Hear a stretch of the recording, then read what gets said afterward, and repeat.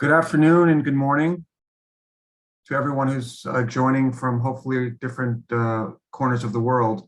My name is Eric Rosand, and I am a Senior Associate Fellow at the Royal United Services Institute in London. And it's my pleasure to welcome you to today's webinar on preventing and countering violent extremism, lessons learned 2 decades into the war on terror. This event will allow us to hear about the RUSI's multi-year prevention project, which is wrapping up. And that project involved extensive investigation into the effectiveness of global preventing and countering violent extremism interventions. And we will hear a lot about the different recommendations and conclusions from that multi-year research project. We have a number of distinguished speakers with us today. We have Dr. Fatima Azmiya Badurdin from the Technical University of Mombasa. We have Athena Zemprin from Moonshot, and we have Michael Jones from RUSI. And before I turn the floor over to Michael to give a brief overview of the prevention project's final findings, let me sort of put this event in a bit of context. And first of all, we're meeting today. It's a very timely occasion for a number of reasons. One, of course, we're in the 20th year anniversary of, or commemoration of 9/11. And there have been lots of reflections, analysis, and commentary on the good, bad, and the ugly when it comes to addressing terrorism over the past 2 decades. In addition, the recent withdrawal from Afghanistan, military withdrawal from Afghanistan, and how the situation there and in Somalia, Yemen, and the Sahel and beyond have laid bare how more kinetic counterterrorism measures have yet to produce less terrorism. This, of course, begs the question of what, in fact, are going to be the most effective ways to reduce terrorist threats, which aren't going away, over the long term, let alone the next 20 years. Third, there's lots of talk now about how counterterrorism as a field or a discipline is no longer going to be the priority for national governments that it's been the past 20 years. Increasingly, the pandemic, climate change, great power competition, et cetera, are taking over. And there's a desire of some to situate counterterrorism with wider efforts to prevent and resolve conflicts and build and sustain peace. But again, despite this shift, there's no evidence to suggest that the extremism and hate that have fueled much of the terrorist violence during the past 20 years has in fact subsided. In fact, not only are they on the rise, but with the threats being more rooted in local, ethnic, political, social, and religious strife and grievances than ever before, the burden for addressing them will increasingly fall on local actors, cities, communities, civil society, frontline practitioners, and mayors and other local leaders, which are, of course, the critical actors when one speaks about preventing and countering violent extremism. And thus the PCV agenda is going to be particularly important going forward. Sustaining and maximizing the impact of the agenda, which again includes a range of non-kinetic policies and approaches for preventing and countering the radicalization and recruitment of individuals into terrorist movements, and rehabilitating and reintegrating into society those that have joined terrorist groups or otherwise committed to terrorist violence. And this whole notion of a commitment to a whole of society approach to addressing the threat is, of course, more important than ever. And so we launched the prevention project in 2016 on the heels of the White House CVE Summit. And for those of you who remember, the summit catalyzed a wide range of CVE initiatives at every level, from the UN down to grassroots civil society. And this led to the concept of a whole of society approach becoming part of the PCV lexicon, a central part of it.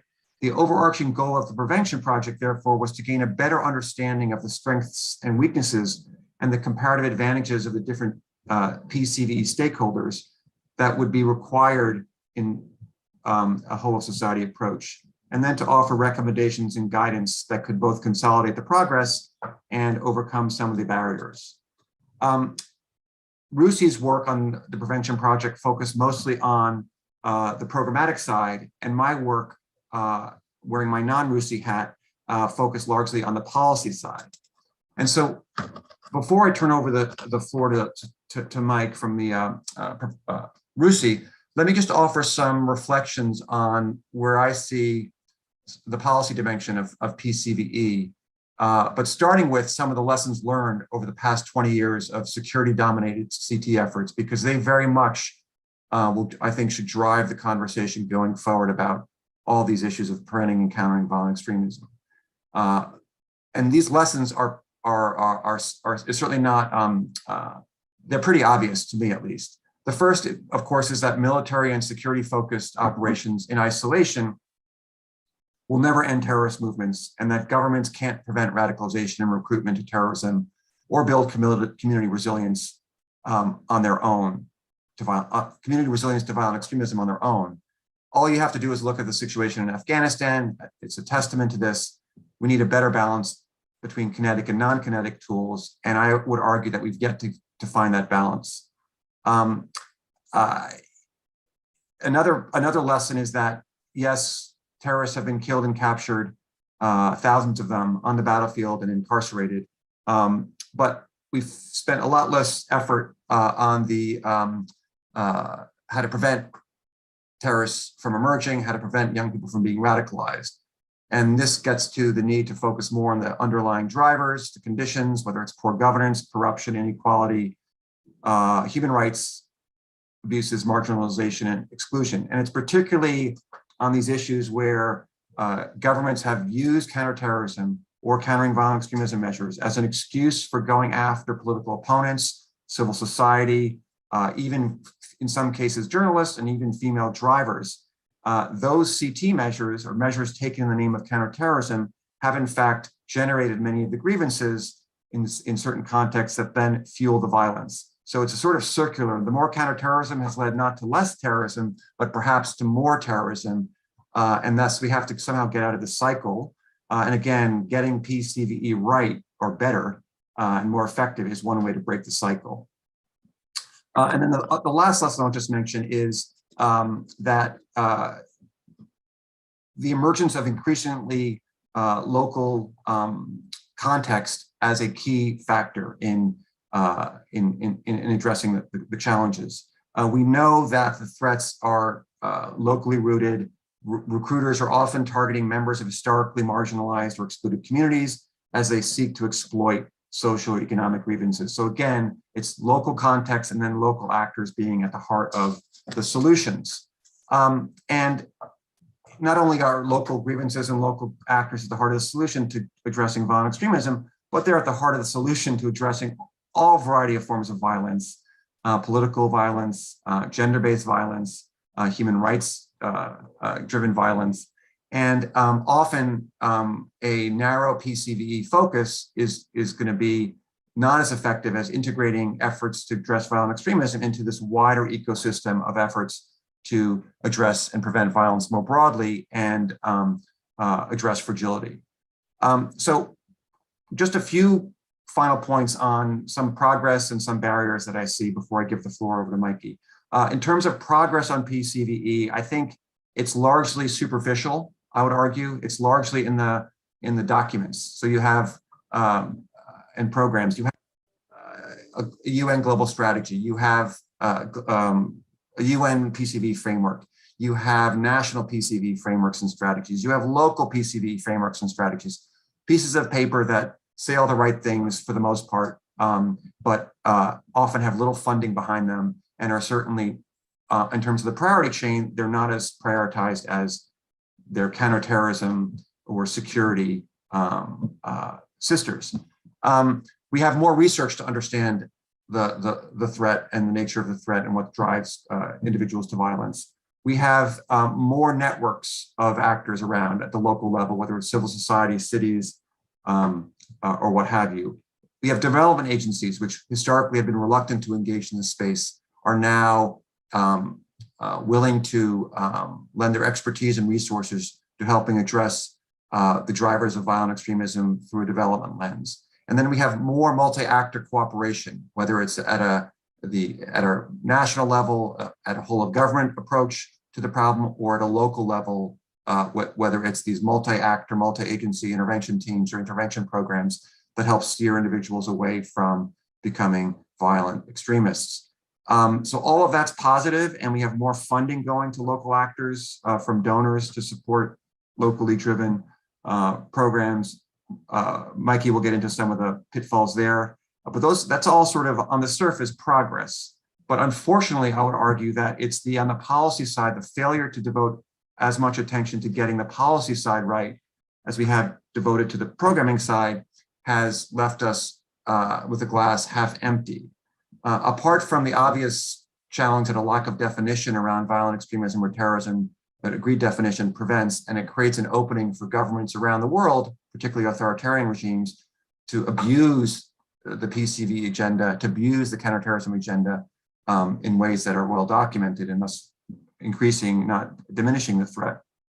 We still have a lot of rhetoric around the need for including local actors in developing national frameworks, including local voices in developing local programs. But far too often, it's a very top-down approach still, driven by national governments, driven by donors, despite the rhetoric, and that needs to change.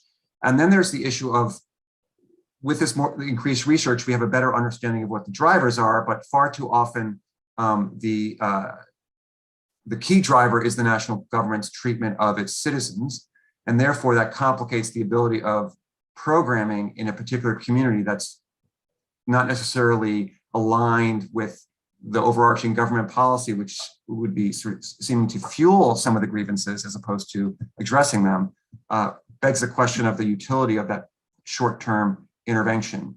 And finally, I would just conclude with this notion that for the last 20 years, PCV has either been an appendage of the counterterrorism regime, and this is best seen at the UN, where the UN Global Counterterrorism Strategy is sort of the all-encompassing framework, and the PCVE piece of it is part of that counterterrorism framework, or it's seen as completely separate from counterterrorism. So you have a PCV agenda that is completely detached from a national counterterrorism strategy, with the risk that the latter is undermining the former because there's not alignment. So I would argue one of the objectives going forward should really be to see PCVE and counterterrorism as two sides of the same coin, and that if you don't get the counterterrorism piece right, you're going to undermine all your efforts to get PCV programming right. And at the heart of all of this is, at the front and center of this, I think, going forward, has to be that how governments treat their citizens is at the crux of getting PCVE right. And I hope that can get as much attention in the next few years as getting the programming right has gotten in the past few years. So with that, I will turn it over to Michael Jones from RUSI to talk about their wonderful concluding report in the prevention project. Thanks, Eric.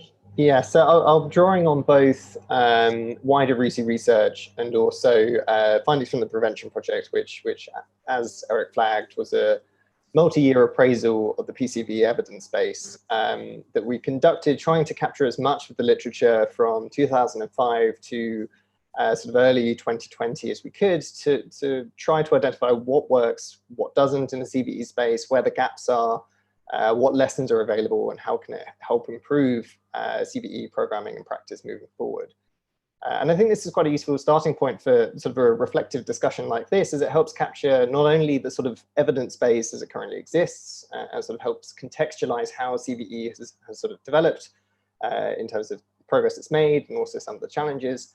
But I think our research also exposed quite a few of the persistent problems that need to be addressed if PCVE is to continue improving and remain a relevant and useful tool for practitioners and for policymakers. So in terms of some of the key takeaways from our analysis of the PCV evidence base, I think there's a couple of key things worth flagging from the outset. And I think these substantiate some fairly well-known concerns that Eric has alluded to and have been well-trodden elsewhere, but they are worth briefly revisiting. So we found quite a few geographic disparities in our analysis. I don't want to overstate this too much, given some of the methodological limitations of the prevention projects, but there was a definitive slant towards European experiences and knowledge production. And this raises some fairly substantive problems, given how much importance we traditionally ascribe to contextual specificity in CVE. You know, if the genealogy and sort of history of our models and assumptions are primarily or fundamentally Eurocentric, this creates you know, the potential to use generic approaches that haven't necessarily been tested across different environments, or we potentially may start generalizing results that have derived from very specific circumstances. So I think this, you know, there is the potential there to contribute to a set of assumptions that may not necessarily translate from one space to the next. And I think that was something that came out of the research fairly clearly. This also applied to sort of some of the thematic focus areas that was evident in the literature that we were able to focus on. So we know that PCVE's sort of conceptual parameters are fairly broad, but in terms of the evidence and the analysis that was actually available, there was a discernible preoccupation with communication specifically. It's telling that PCVE communications received by far and away the greatest volume of material dedicated to it of all the different sort of activities and intervention types that we looked at. And even within this category, it sort of largely had quite a reductive focus on counter-narratives specifically. And very little analysis or appraisal of other programmatic elements like alternative narratives, media literacy, capacity building, and so on. And so what you find is that the breadth of evidence available for PCVE is surprisingly limited, even as the field has continued to innovate and expand. I think this was compounded by perhaps the most serious issue that came out of our analysis of the literature, which was the ongoing lack of depth in many cases of the empirical evidence that was actually available. The literature often tended to re-examine the same relatively small cluster of case studies and offered at times little insight into the scope or impact of interventions outside a very select few examples. And of these, quite a few were either pilot schemes or generally quite small scale. And I think ultimately this is partially symptomatic of the literature's sort of composition. There's a lot of technical guidance, there's a lot of sort of instructive manuals out there, which are all really useful, but they don't necessarily always assess existing programs. So what was interesting was only 20% of the material we collected across the prevention project as a whole was actually programmatic evaluations. And even quite a few of these displayed methodological shortcomings, leaning, for example, on output level metrics that made it difficult to clearly establish effectiveness and impact. So in the absence of you know, a wealth of empirical data to draw on, what you find is that stakeholders still tend to rely at times, not across the board, but quite frequently on on assumptions that are arguably questionable in terms of how well they actually reflect reality on the ground. And it's not just us saying this. What was interesting was a lot of the assumptions we identified as being present in programmatic design have been fairly well covered in the literature. You know, these aren't new revelations that the prevention project sort of found. That they're well versed in terms of you know, being interrogated and critiqued by various academics and experts and practitioners. And yet they continually resurfaced in quite a few program designs and in program delivery. And it sort of suggests there could be a disjuncture between the lessons coming out of the PCVE literature and how they're actually being applied in practice. This could be testament to the limited reach of research. You know, there's always lags potentially between innovation on the ground and how that trickles back into sort of publicly accessible studies and so on. But it remains a fundamental problem if CVE stakeholders aren't necessarily always able to maximize their learning or apply it in a practical way. And so sort of in summary, what we found was that despite a decade or so of investment, the evidence base still has fundamental limitations. Progress has undoubtedly been made, you know, particularly in key areas where, you know, monitoring and evaluation has started to improve. And there is a concerted effort to sort of increase the analytical scope of a lot of work. But there are still gaps that I think ultimately need to be addressed if PCVE is to continue developing and continue improving. From a practical perspective, there were also a couple of points from our research that I think are worth flagging in this discussion, and then perhaps we can sort of unpack them in a bit more detail later in the discussion. And for this, I'm looking primarily at the use of PCVE in sort of precarious or conflict-afflicted contexts. This use of PCVE in these environments is not, a new trend, but it is one that's sort of received increasing attention and is likely to remain one of those frontiers for PCVE application and delivery for years to come. And I think there's basically two elements of this that are worth unpacking. One is the need to boost integration between CVE programs. And I should preface from the outset that, as Eric has said, this has improved sizably over the last few years. But the research clearly emphasized the benefits and value of integrated approaches to improve the efficacy of CVE interventions. A sort of multi-dimensional approach reflects the dynamism and heterogeneity that you often see in recruitment processes. We rarely ascribe radicalization and recruitment to a single factor. And yet what you often see on the ground is that due to budgetary or capacity constraints, CVE interventions often rely on a very limited set of activities that are not always commensurate with the complexity or the scale of the threat they're trying to address.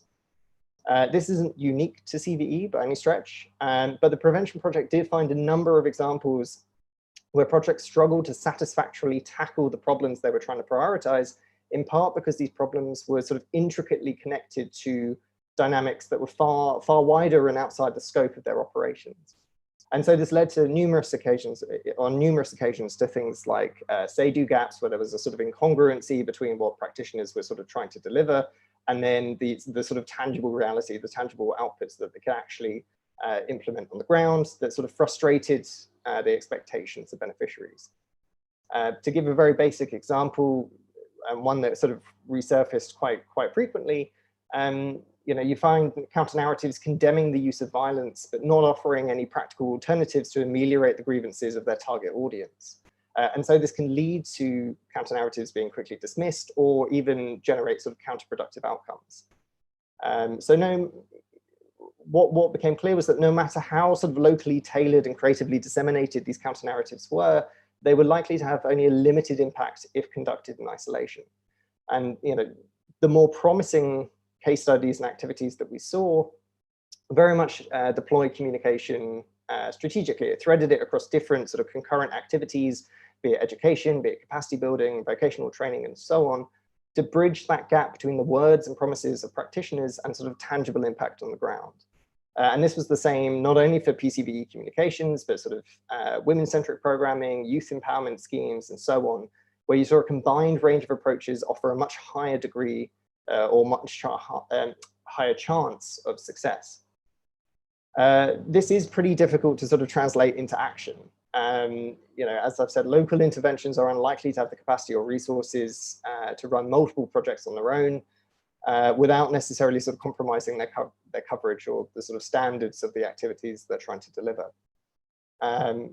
Collaboration and coordination between different PCVE projects could offset this to a degree, but there still are logistical barriers between this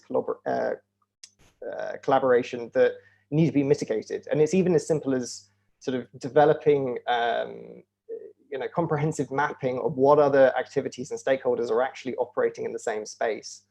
Even here, there remains a bit of a gap, and it can be, it can generate wasted opportunities.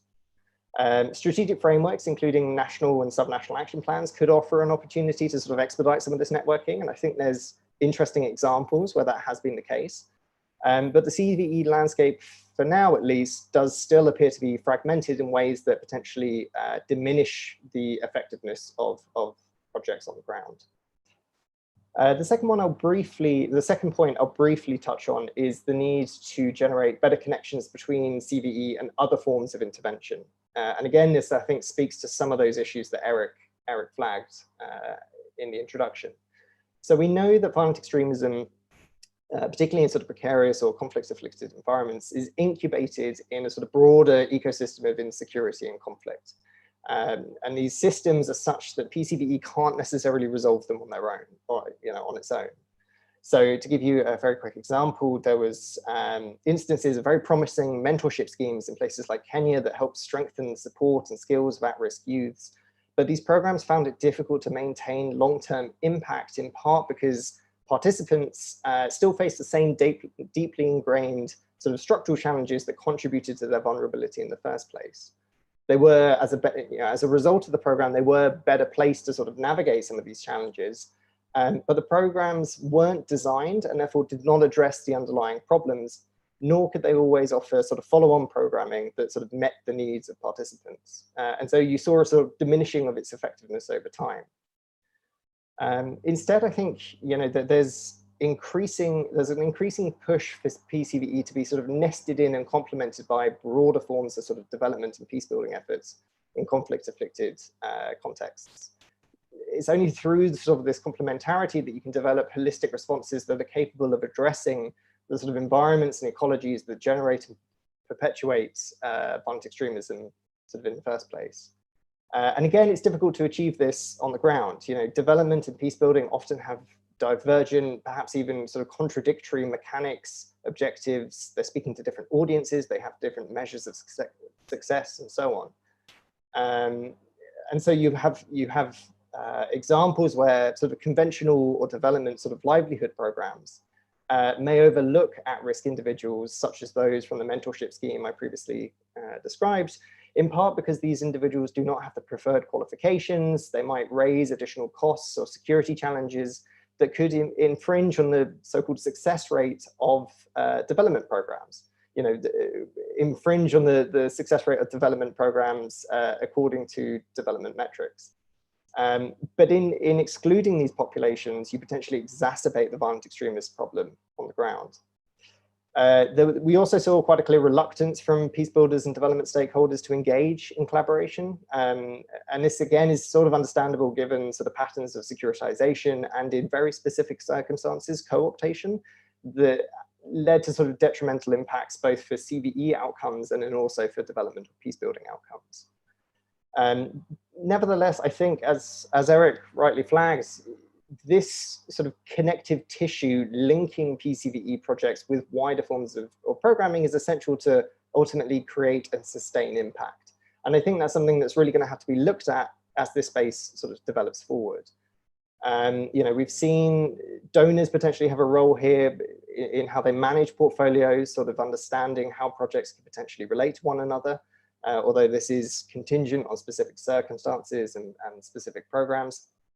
And we've also seen reference to ideas around sort of PCVE mainstreaming, where you're not only sort of trying to build linkages between different programs, but try to build in PCVE sensitivities and considerations into development schemes, analogous in many respects to sort of conflict sensitivities. So again, I mean, this is going to be highly context dependent. It requires significantly more research. There's not a lot of understanding in practice about how to translate this into something that's sort of feasible and effective. But I think if it's done right in certain circumstances, this relationship can be complementary, it can be mutually reinforcing, and ultimately necessary to address insecurity and violence at a systemic level.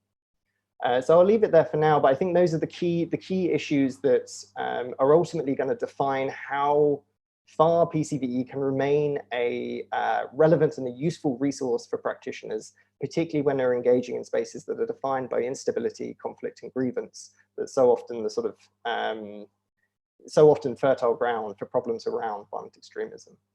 So I'll leave it there for now. Thank you, Michael, and that's a wonderful overview of the work that you and your colleagues did over the past few years. And I'm sure there'll be a bunch of questions that we'll get to in the Q&A around that work. Our next speaker is Athena Zemprin. She's a manager at Moonshot and is responsible for the design and delivery of digital campaigns countering violent extremist messages across platforms, with a particular focus on Salafi jihadism. So I'll give the floor over now to Athena for her remarks. Thank you, Eric. Hello, everyone, and thank you so much for inviting me to speak at this event today. Before I start, I'm just going to provide some context about my organization and the work that we do. So Moonshot is an independent organization working to end online harms, applying evidence, ethics, and human rights. We do so by designing data-driven digital solutions to address online harm, such as violent extremism, disinformation, and gender-based violence, among others. A large part of our work consists of mapping the way that people engage with violent extremist ideology in the online space and designing interventions that disrupt their path to radicalization. So such interventions include the use of counter-messaging and counter-narratives aimed at challenging the narratives employed by violent extremist groups, but also interventions that connect users at risk with psychosocial support and well-being resources. So yeah, that's basically us in a nutshell. I'm very glad to be speaking at this event today, as the theme it addresses, I think, is extremely important. Assessing what's worked well and what hasn't in the last 2 decades, essentially since the inception of the CVE industry in the wake of 9/11, is really, really crucial. Recognizing the bad practices which have caused harm through the securitization of Muslim and other BAME communities during the 20 years of war on terror, and also highlighting the good practices and efforts applied to safeguard communities and individuals vulnerable to radicalization in an ethical way, focusing on methods that have been found to be effective, is really important. The risk posed by violent extremism is still very much present 20 years later, often taking different forms and expressed through a wide range of ideologies. So it's really important that we keep exchanging knowledge and challenge any flawed assumptions. So the proliferation of online spaces has definitely facilitated the spread of hateful messages and ideologies, but it has also provided us with unique opportunities to disrupt the path of radicalization in the very same spaces where people consume primary hateful content and often get their initial exposure to hateful violent extremist narratives. In recent years, tech companies have definitely improved their safety policies and internal mechanisms, and there's a lot of evidence that deplatforming and content moderation or content removal works. We know, for example, that Salafi jihadist violent extremist groups operating online have struggled to rebuild their networks after the 2019 Telegram takedown pushed forward by the European Union. So we know this has an impact. However, one thing we have learned is that while deplatforming and content moderation can be effective, it's not enough on its own. As content continues to reemerge, violent extremist groups become more and more savvy. At the same time, there will always be content that falls into the gray zone and will not be liable for removal.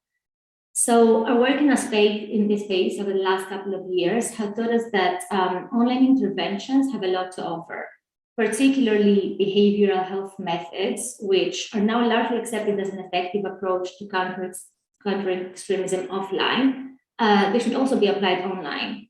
And this is not about policing thoughts. It's about reaching someone who might be at risk of violence and connecting with someone who can help steer them away, or exposing an individual to an alternative narrative that can help them consider a new angle or distance them further from consuming extremist content and entering an echo chamber. And here, the anonymity that the internet grants people can play a major role, as it can be a facilitating factor for individuals to engage voluntarily with this type of interventions. One of the models we developed in partnership with Google enables us to use commercial advertising technology to offer users who are engaging with hate-based content safer alternatives. So now, 5 years into deployment of the redirect method, we have a huge volume of evidence and its efficacy across platforms. Evidence that shows that individuals who were actively engaging or looking to engage with hateful extremist content engage with our services instead, ended up talking to a mental health professional or downloaded well-being resources, watching a video debunking violent extremist narratives or a video promoting tolerance. So one thing we have found is also that counter messages addressing one of the underlying grievances or push factors can be very effective. And that's something that goes beyond just counter narratives and should be more integrated in CVE design.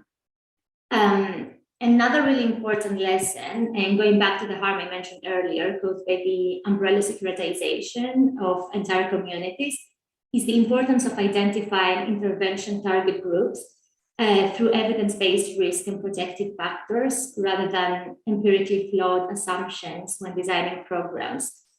While this may seem too obvious, for years communities have been targeted within the framework of the war on terror, leading to the stigmatization of Muslim people, particularly young Muslim males. And as Eric pointed out earlier, this leads to this circular relationship of violent extremism and violence, with destigmatization, fueling some grievances, exacerbating the threat, and so on and so forth. And this has also created a huge distrust from these targeted communities to anything CVE. So it's really important that we hold ourselves accountable continuously for any assumptions we might be making about target groups. And here again, the digital space has a lot to offer, as we all leave digital traces, and those can be leveraged to support those at risk. So when we work to find people at risk of violent extremism online, we never do so based on social demographic information. And this is key. There are no social demographic indicators, ethnicity, religion, gender, that are appropriate to use in identifying audiences at risk of violent extremism online. What constitutes at risk audiences online is behaviors and only behaviors. So it is people who are posting, engaging, sharing, or actively seeking hate content, violent extremist or terrorist content. Of course, we make mistakes, and we have made mistakes in the past. So it's important to learn from those, but also to put processes and structures in place to ensure that personal biases, wrong assumptions, practices that have been applied in the past and have become a standard rule are constantly challenged and therefore minimized until eliminated. Processes like the creation of ethical framework reviews, data privacy impact assessments, human rights and ethic audits for program design and implementation are crucial and should be carried out periodically. These are really, really important to review the basis for any data collection, storage, deletion, and review of risks to the end user, and to ensure there is a systematic, traceable approach to ethical reviews of our methodologies and unintended impacts. At the same time, these processes, they also serve as an early warning system for uncovering ethical vulnerabilities, which can then be the basis for proactive solutions. Another important lesson that I would like to highlight is the need to engage with the communities in which we operate. The CVE industry still largely remains Western-centric, with European and North American organizations leading the programming to a large extent. And while collaborations with implementing partners are very common and are increasingly becoming also a requirement that donors put, the parity between the West-based organizations and implementing partners across the world is still not there where it should be in terms of funding allocation, involvement in program design, and decision-making. So when designing and delivering a program, sustainability should always have a central role, particularly designing an international CVE program, making sure that there is a transfer and exchange of knowledge and skills that will allow the implementing partners, but more broadly the beneficiary community and society, to continue to fight violent extremism and build resilience against hate outside the programmatic cycle, which usually tends to be short in length and experimental in design. So that's of really great importance.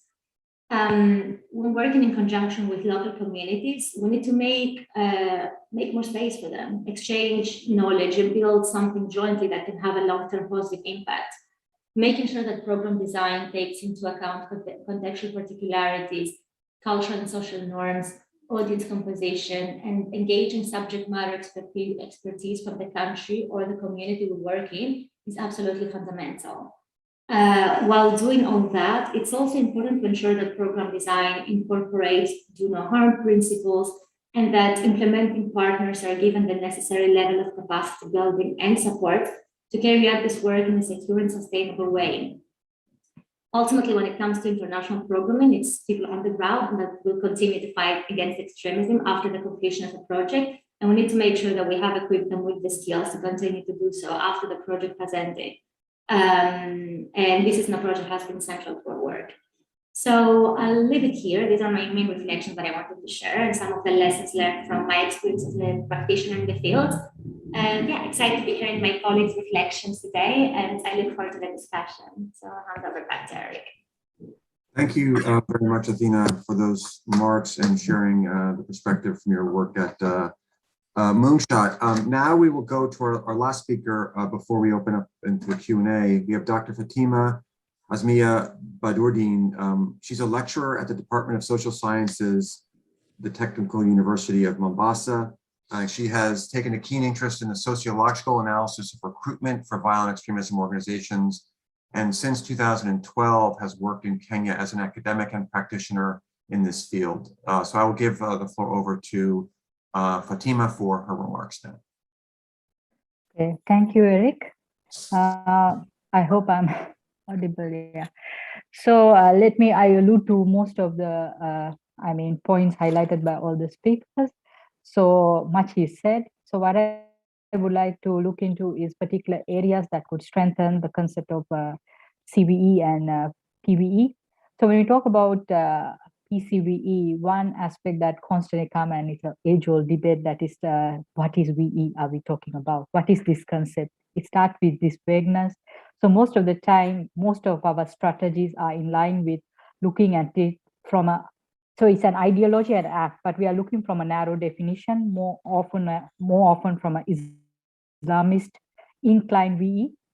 So it's sometimes it allows us the freedom when you have this narrow definition to work on a particular area, which is very crucial at times, because we are talking about particular organizations inclined with this Islamist, inclination. Then we are also struggling with these broader talks of what are these other forms of VE. So this takes us to this next aspect of violent extremism, that is what is violent extremism to the local communities? How do locals make meaning of the term violent extremism? What is violent extremism to them? Because we come with our definitions. We have national strategies, as Eric pointed out, global strategies, all these international strategies, which even though it does not say it has an inclined version of a religious orientation, because the projects are shaped accordingly. So what is locals' understanding of violent extremism? So in most of the research which I have come across and which I've conducted is this exploring localities, their definitions, intersectionalities, because when you go into a local context, they will bring in a whole heap of words. Gangs are an issue. They might bring about secession movements as violent extremism, political violence, political extremism, stigma, as Eric highlighted, gender-based violence, police brutality. So it's a whole list. So how do we cater to all these types based on local specific needs? So which type takes precedence or prominence? Is it only countering religiously inspired extremism such as ISIS or Al-Shabaab, or is it something, is it because this is very attractive? Because when you talk about terrorist networks like Al-Shabaab, ISIS, countering it becomes more attractive. It's what the donors or the government-led interventions allude to. So, however, these types of violent extremist groups or issues which the communities label, like for example, gangs, or even if it's gender-based violence or whatever, or political linked violent extremist group, you could see some direct link with a bigger movement like recruitment efforts in Al-Shabaab or ISIS. But at the same time, we also have to separate these, because almost all these have this aspect of violent extremism. So how do we separate these different types? Then the other aspect which most of the speakers discussed was on the drivers. So it's interesting, I met some people who discussed on what is violent extremism, and they would always say the drivers itself is violent extremism. So this is alluding again to the structural causes, because we are just like giving band-aid solutions. We are not talking about structural issues. And when we talk about structural issues, it's not like, providing employment for everyone, which is not easy, but it's just allowing young people or groups or communities that feel they're marginalized or stigmatized to come and talk, to discuss. We do not provide those opportunities. We have programs going on, but it's still not enough, that because this opportunity is not given. Most of the time it's like a training, it's a session, but how do we allow these people to talk? They have a lot of dissent which is being maybe crushed or suppressed because of the fear of the government, or because so it's important to allow these opposition or movements or groups with dissent to talk, because these are the groups that become more vulnerable into recruitment efforts. Then when we talk about PVE or CVE, the other aspect we come across is we tend to focus a lot on at-risk groups, which is commendable, which is important. And at the same time, we also go into groups who are radicalized, who are returned, mainly from the Kenyan government side. It is mainly led by the government, which is very important. We want to reintegrate them, right? So overall, it looks nice. But a particular comment that constantly come out is about the do no harm. What about the other young people in the same localities? So they feel like it is good if I was having some affinity to these groups so that I will also be considered in these projects. So it becomes like we are automatically telling these young people, if you are linked to this type of projects, you get opportunities in these projects which are coming in the name of CVE. So it's important to look into that dimension as well. Then when we talk about PCVE, now again, this is again alluding to the other speakers who spoke about peace building. So we have, PCV has more clouded peace building and development projects.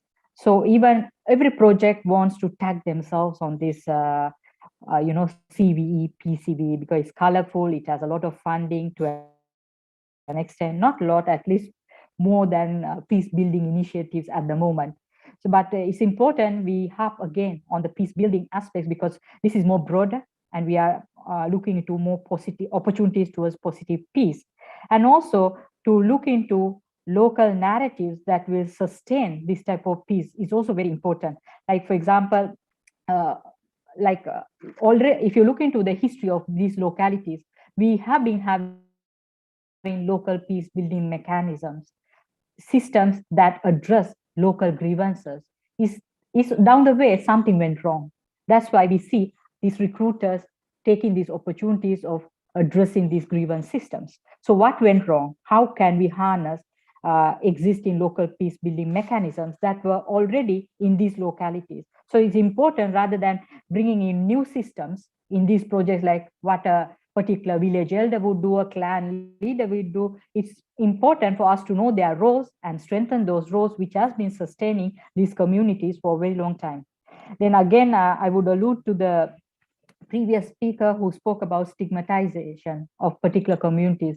True, even though projects do not have the intention, automatically it stigmatizes, because this again comes with the policies. Because even though the policies don't say it is tuned towards Islamist or religious inspired PCV, but it has that notion. So naturally, it's focused into particular areas which may be majority Muslim. So it needs to have that sensitivity of not stigmatizing these communities further. Then also, how proactive are we? This is again coming back into the previous speaker's discussion on being proactive, because we have very good research. We have already marked, trends, patterns, but how evidence-based is our interventions? Because if you look into particular aspects like online recruitment, maybe it was very high in Kenya within the time of 2014 to 2017, but now it has gone underground. But most research studies now look into the online dimension. Even if you look into online recruitment dimension, do we know how it operates? Like, for example, these days they wouldn't use words like jihad and things like that. They would go underground, but they use local narratives on these platforms. So is this type of knowledge being built into the projects? Because most of the time research data comes out, and how the data is received into these projects also take time. So that time also gives us a disadvantage, because most of the time recruiters, or we call these extremist entrepreneurs, use these lapses for their work, because we are not proactive enough in our interventions. So those are some of the areas I would like to highlight, but I would like to clarify during the question and answer session. Thank you.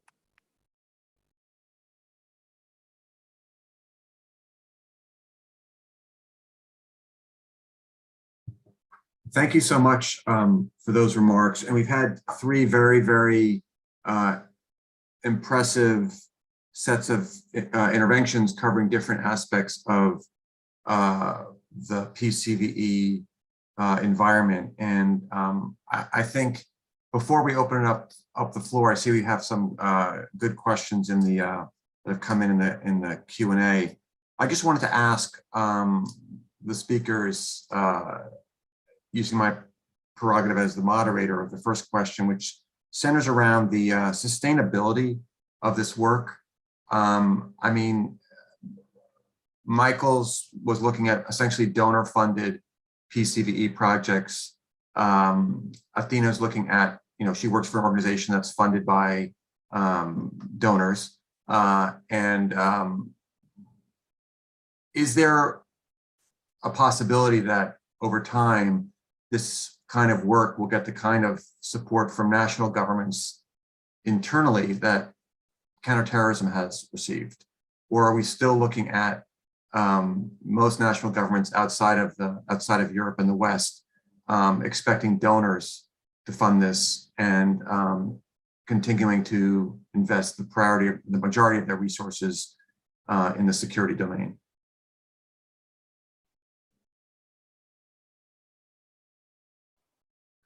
Shall I go first? Yeah.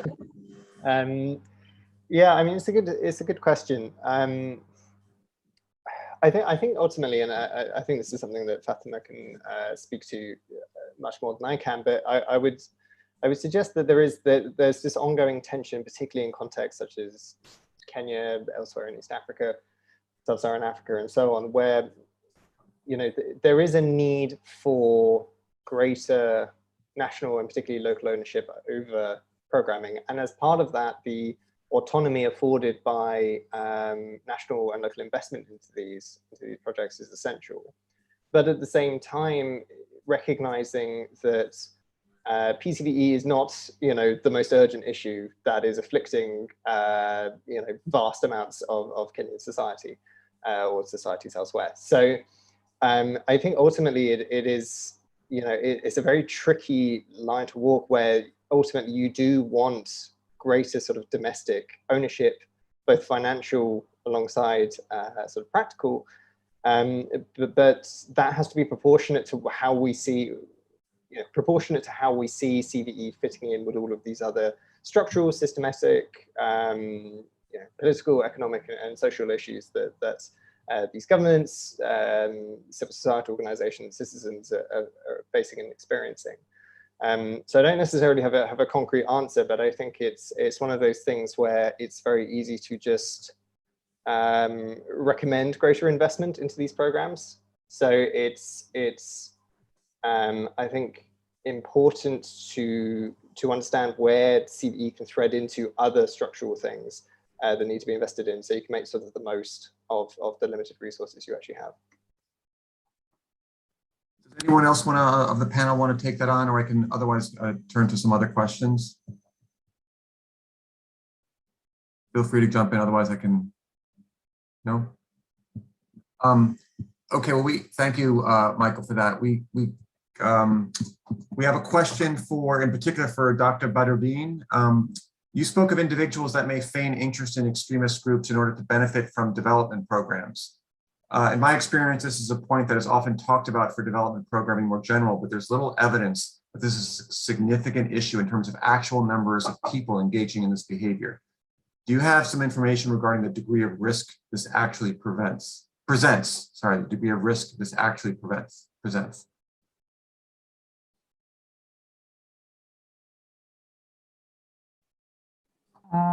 Eric, can you repeat the question? Yeah, so the question is, you spoke of individuals that may pretend they're interested in extremist groups, so to benefit from development programming or CVE programming.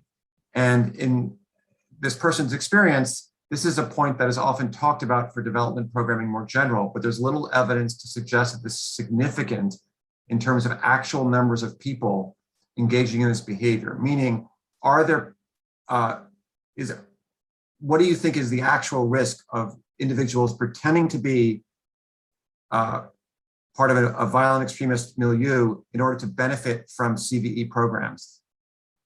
Yeah, that's a good question. Even though I can't give on numbers, yeah, if you get this example of when we had a group of returnees who were given motorbikes.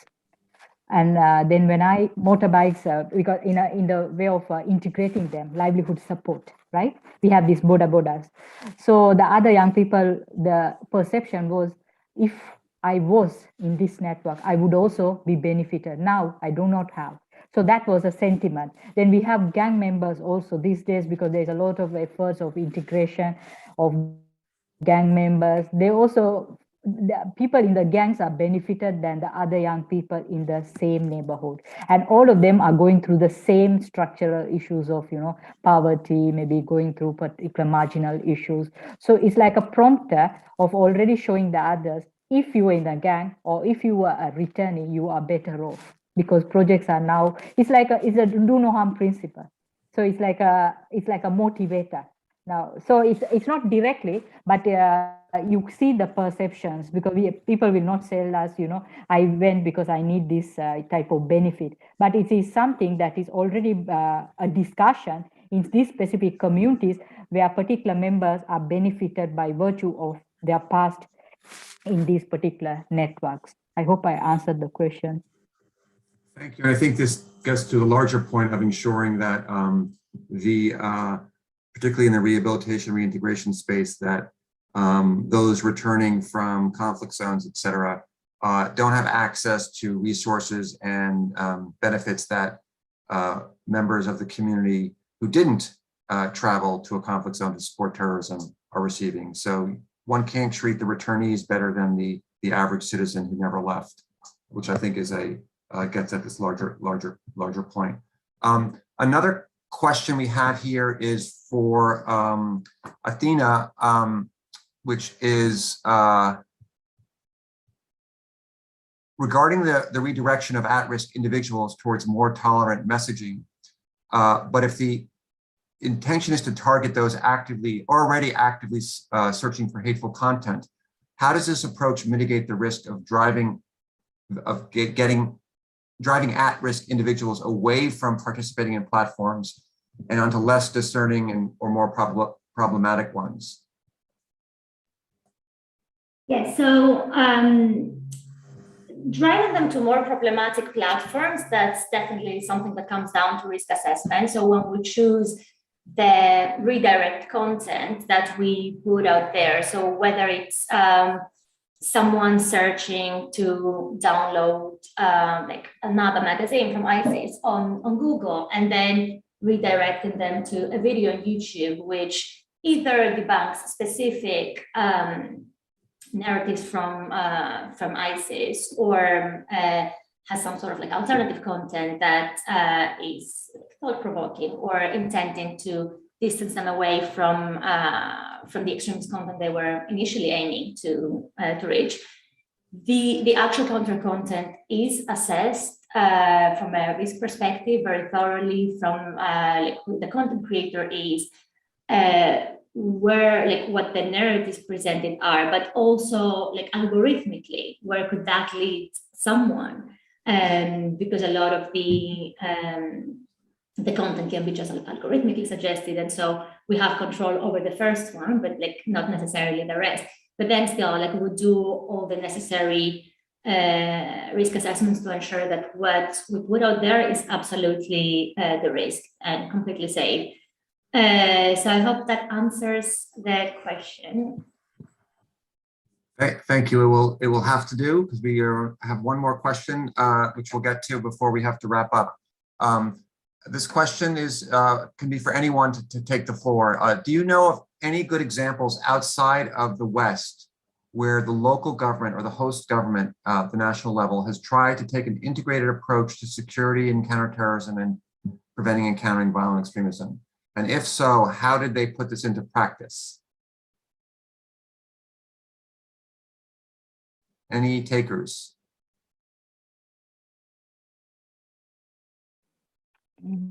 I can try. Yep. So I think we have the Kenyan government has tried. So if you look into the coast region where I do most of my work, they've tried in bridging, bringing, programs where you have the law enforcement and the community working together. Maybe it's small efforts, but it's working. It may not give a bigger impact. Maybe there are two other issues which may be needed to be discussed, but still it is a start where projects where we have the community, law enforcement coming together. Maybe we have grievances of those days of what you mentioned as extrajudicial or particular police brutalities, but now young people come together, discuss. So I think it's a starting point. So it's it's a start that I think which can be harnessed.